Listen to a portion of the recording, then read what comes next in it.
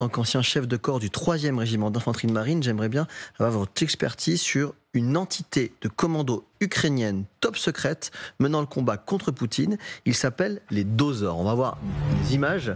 Nous disions tout à l'heure avec vous, Elisabeth, qu'on dirait presque au Netflix tellement c'est bien réalisé, c'est vraiment extrêmement bien fait. Qui sont les Dozors, vous qui êtes un expert des milices privées? Alors, d'abord, c'est pas une milice privée, il me semble. Ce sont top secret. Oui, c'est top secret. Ce sont des forces spéciales. Vous avez raison. Et qui sont destinées en fait à pénétrer le front. Alors, dans ce conflit qui est très conventionnel, on perce pas le front avec ce qu'on appelle la dérive sous voile. C'est pas en parachute. On appelle quoi, pardon? La dérive sous voile. En fait, dérive sous voile. Vous sortez d'un avion avec un parachute à 5000 mètres, et puis avec le vent, si vous voulez, vous allez faire 50 km, 60 km pour atteindre son objectif. Vous l'avez déjà fait vous-même, vous? Non, pas du tout. Vos troupes? Alors oui, dans l'infanterie de marine, il y a des réunions de parachutistes qui le font très régulièrement. Donc c'est une technique qui est éprouvée. Dérive sous voile, je connaissais pas. Dérive sous voile. Par contre, dans ce cas-là, c'est impensable. Donc là, ce qu'ils vont faire, c'est comme le 13e RDP chez nous, le 13e régiment de dragons parachutistes.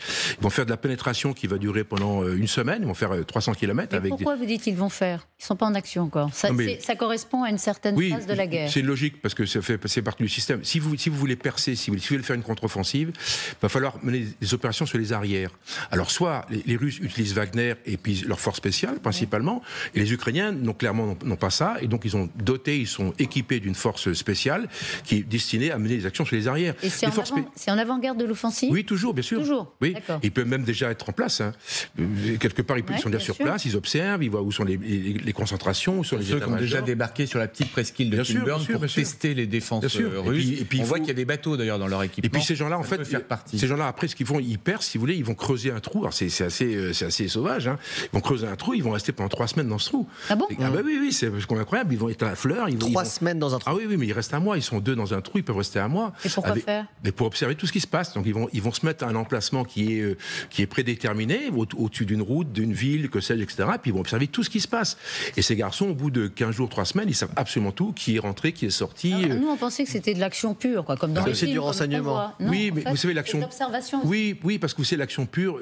Le conflit qui est là, c'est un conflit de haute intensité avec du lourd, comme on dit. Vous avez Bakhmout, c'est un carnage. Donc si vous voulez, le fait d'être léger, parce que ces troupes-là sont extrêmement légères, vous voyez pas de blindés, ils sont en train de nager, etc., avec des palmes, etc. Donc c'est des unités extrêmement particulières qui sont destinées, en fait, encore une fois, à renseigner, éventuellement à mener dans l'armée française. Oui, bien sûr. Ce qu'on appelle le COS, oui. Excusez-moi de vous interrompre, c'est juste qu'on reçoit en direct les images, juste pour expliquer ce que vous voyez à l'écran là. Ce sont en images le journaliste américain du Wall Street Journal, Evan Gershkovich. On attend la décision en appel de sa détention. Donc là, vous voyez en direct la caméra qui se positionne. Est-ce qu'on peut dire que ce journaliste est un otage des Russes? Oui, on va dire ça comme ça. Quelque part, c'est quoi le message? Le message, c'était arrêter de communiquer sur la Russie, d'autant qu'en Russie, la communication est interdite, elle n'existe pas.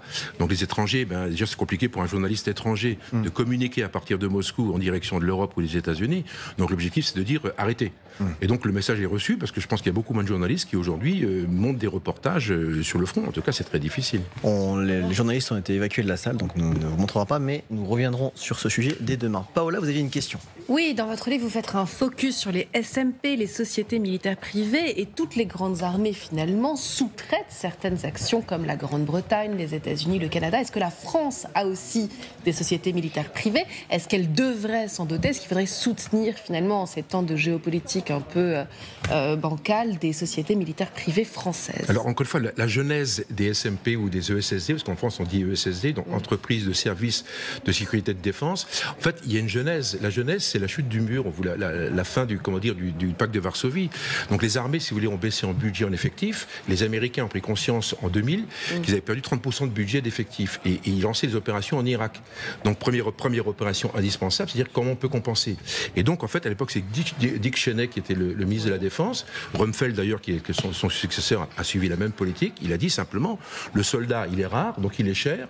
Donc on va le concentrer sur son métier de combattant, de soldat. l'État, et tout ce qui est périphérique, tout ce qui est logistique, formation, etc., peut être fait par les sociétés militaires privées. Et c'est là que vous avez Blackwater qui est arrivé, et ils ont créé un business, puisqu'en fait l'État américain a financé des sociétés qui sont bonnes, parce qu'encore une fois, c'est pas du tout des... Alors il y a une image un peu du Blackwater où ils ont fait... En Irak, ça s'est plus mal passé sur 2-3 sujets, mais en fait... Très mal passé. Oui, mais en fait que sur un sujet, à Nisour Square en 2007, là c'était une panique générale sur un carrefour, mais il y a eu beaucoup moins, si vous voulez, il y a eu beaucoup moins de bavures, si vous voulez, avec les SMP américaines qu'avec l'armée américaine, qui était beaucoup plus violente que les SMP. La question de Paola, est-ce que la France finance l'État ou l'armée? Alors j'allais venir, deuxième partie de votre truc. En fait, il fallait que je solidifie mon raisonnement. Donc j'essaye du moins. Donc aujourd'hui, non. Pour une raison très simple, c'est qu'en fait, parce que la France, on n'a pas pris conscience de ça, on n'a pas senti le besoin. On est un pays vertical, centré sur Paris, etc. Mais il y a un problème. C'est le 22 février 2022.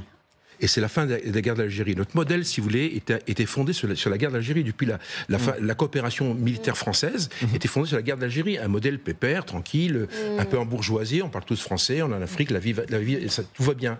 Le 22 février, c'est un choc incroyable. On réalise qu'il faut massifier.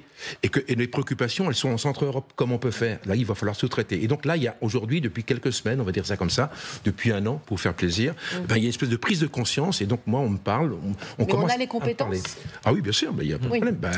Un officier. Alors, très vite, parce Claire. On parle beaucoup de Wagner. Qui est Mozart? Mozart, c'est le contre-pied de Wagner, qui a été créé par un Américain qui s'appelle Miley, qui était un personnage qui était des forces spéciales, et qui s'est dit, je vais monter une petite opération perso. Ça, c'est vraiment américain. Le business domine. Donc, il se dit, tiens, en Ukraine, il se passe des choses. Et qu'est-ce qu'il fait? Il quitte l'armée. Et qu'est-ce qu'il fait? Il va en Ukraine comme journaliste pendant quelques semaines. Et là, il se dit, je vais monter un truc. Et il monte ce qu'on appelle une OMP, une smart OMP, quelque part une smart SMP, dans le sens où, il fait de la formation à l'armée ukrainienne, et deux, en même temps, il fait un peu des sandwichs et de la soupe pour les pauvres. Merci infiniment. Agir entre les lignes chez Marais Édition, et on vous réinvitera pour parler aussi de la milice Convoy.